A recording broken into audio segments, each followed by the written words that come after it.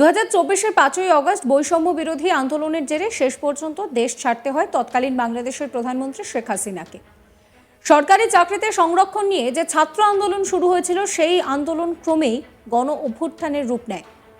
হাসিনা বিরোধী স্লোগানে কার্যত মুখর হয়ে উঠেছিল বাংলাদেশের রাজপথ। শুধু তাই নয়, সরকারি সম্পত্তি ধ্বংস করার অভিযোগ উঠেছিল আন্দোলনকারীদের বিরুদ্ধে। সেই সময়ে শেখ হাসিনার ওপর চূড়ান্ত স্বৈরাচারী শাসকের তকমা জুড়ে দিয়েছিল আন্দোলনকারীরা। কিন্তু হাসিনা পরবর্তী বাংলাদেশের অন্তর্বর্তী সরকার, আর তাতে শপথ নিয়েছে মোহাম্মদ ইউনূস।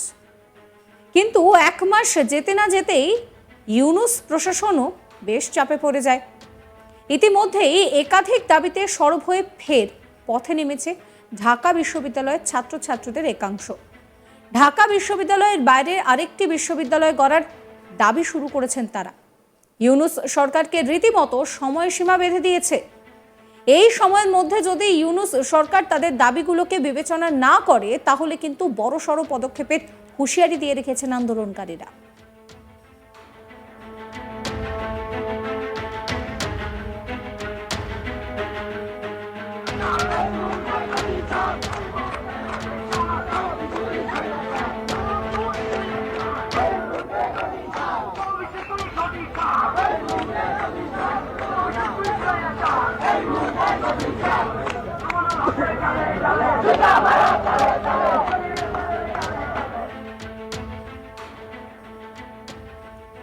প্রসঙ্গত 27শে জানুয়ারি থেকে শুরু হওয়া এই আন্দোলনে ঢাকা বিশ্ববিদ্যালয় ছাড়াও একটি স্বাধীন বিশ্ববিদ্যালয় গড়ে তোলা সহ মোট 6টি দাবিকে সামনে রাখা হয়েছে। অন্তর্বর্তী সরকারের প্রধান মোহাম্মদ ইউনূসের সঙ্গে দেখা করতে চেয়েছেন আন্দোলনকারীরা। বৈষম্য বিরোধী আন্দোলনের জেরে শেখ হাসিনার বাংলাদেশ ত্যাগের পর বাংলাদেশে অন্তর্বর্তী সরকারের প্রধান উপদেষ্টা হিসেবে শপথ নিয়েছিলেন নোবেলজয়ী অর্থনীতিবিদ মোহাম্মদ ইউনূস। আন্দোলনের প্রধান মুখ ছাত্র সমাজের একটাই দাবি ছিল স্বৈরাচারী হাসিনার নিপাত যাক, হাসিনাকে পদত্যাগ করতে হবে। কিন্তু মোহাম্মদ ইউনূসের বিরুদ্ধেও এবার স্লোগান তুলল বাংলাদেশের ছাত্র সমাজ।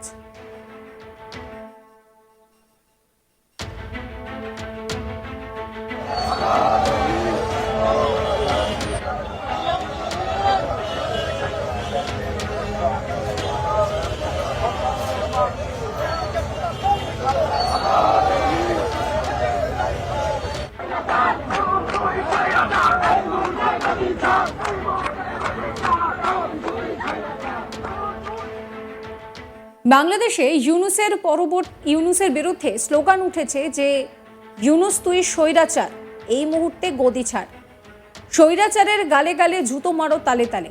এই স্লোগান উঠেছে বাংলাদেশের সায়েন্স ল্যাব মোড়ে। 7 কলেজ পড়ুয়ারা এই বিক্ষোভে সামিল হয়েছেন। রীতিমতো মাইকে স্লোগান দেওয়া হচ্ছে। তারা কি স্লোগান দিচ্ছে সেটাও দেখাবো আপনাদের।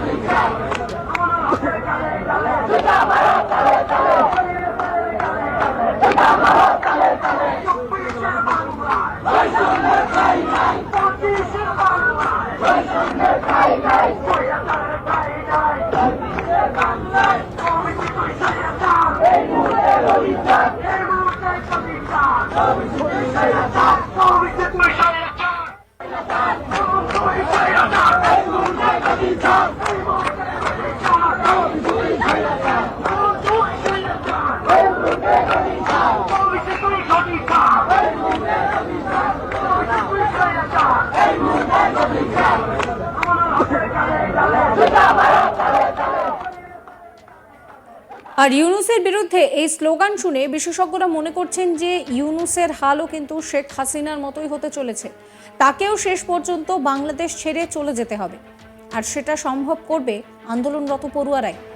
ঢাকা কলেজে স্টুডেন্টস আগেনস্ট ডিসএগ্রিমিনেশনের সাধারণ সম্পাদক সজীব মন্তব্য করছেন যে ছাত্ররা রাস্তায় নেমেছে, বিভিন্ন এলাকায় রাস্তা অবরোধ করছে, ফলাফল অনিশ্চিত। আমাদের দাবি পূরণ না হলে আরও কঠোর ব্যবস্থা নেব। রাজনৈতিক বিশ্লেষক অধ্যাপক নাজমুল এহসান বলছেন যে শিক্ষার্থীদের মধ্যে ক্রমবর্ধমান অস্থিরতা ঠিক নয়। শিক্ষার্থীদের আন্দোলনের গতিপথ এখনো অস্পষ্ট, এর পরিণতি মারাত্মক হতে পারে।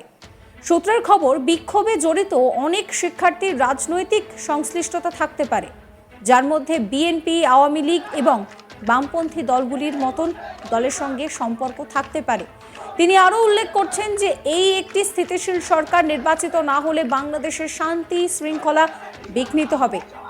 তিনি আরও সতর্ক করে বলেছেন যে দেশে রাজনৈতিক অস্থিরতা ক্রমশই কিন্তু বড় ব্যাপার হয়ে উঠছে। এই ছাত্র আন্দোলন বর্তমান পরিস্থিতিকে আরও খারাপ করতে পারে।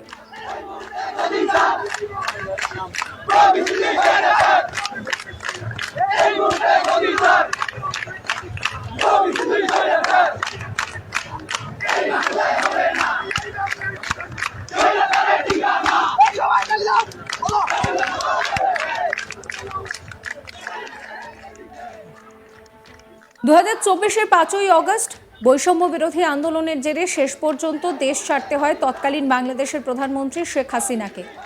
সরকারি চাকরিতে সংরক্ষণ নিয়ে যে ছাত্র আন্দোলন শুরু হয়েছিল, সেই আন্দোলন ক্রমেই গণ অভ্যুত্থানের রূপ নেয়। হাসিনা বিরোধী স্লোগানে কার্যত মুখর হয়ে উঠেছিল বাংলাদেশের রাজপথ। শুধু তাই নয়, সরকারি সম্পত্তি ধ্বংস করার অভিযোগ উঠেছিল আন্দোলনকারীদের বিরুদ্ধে। সেই সময়ে শেখ হাসিনার উপর চূড়ান্ত স্বৈরাচারী শাসকের তকমা জুড়ে দেয় আন্দোলনকারীরা। কিন্তু তারপর ইউনূস সরকার এই মুহূর্তে দেশ চালাচ্ছে, কিন্তু ইউনূস প্রশাসনও বেশ চাপে পড়েছে। আবার একাধিক দাবিতে সরব হয়ে ঢাকা বিশ্ববিদ্যালয়ের ছাত্রছাত্রীদের একাংশ তারা পথে নেমেছেন। ঢাকা বিশ্ববিদ্যালয়ের বাইরে আরও একটি বিশ্ববিদ্যালয় গড়ার দাবিতে শুরু হয়েছে আন্দোলন। ইউনূস সরকারকে রীতিমতো সময়সীমা বেঁধে দেওয়া হয়েছে। এই সময়ের মধ্যে যদি ইউনূস সরকার তাদের দাবিগুলি বিবেচনা না করে, তাহলে কিন্তু বড়সড় পদক্ষেপের হুঁশিয়ারি দিয়েছেন আন্দোলনকারীরা।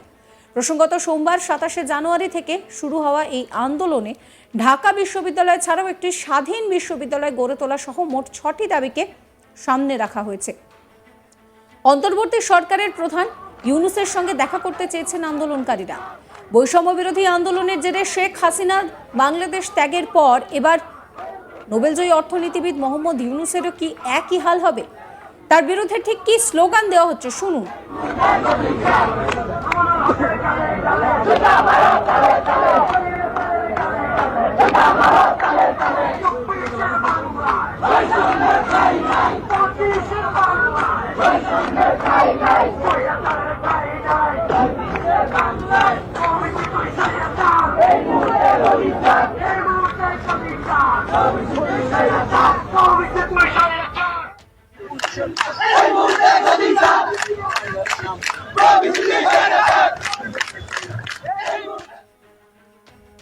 এই ভিডিও সম্পর্কে আপনাদের মতামত জানাবেন, কমেন্ট সেকশন খোলা রয়েছে আপনাদের জন্য। সমস্ত খবরের আপডেটের জন্য সাবস্ক্রাইব করবেন আজ তাক বাংলার ইউটিউব চ্যানেলকে, ফলো করতে ভুলবেন না হোয়াটসঅ্যাপ চ্যানেল।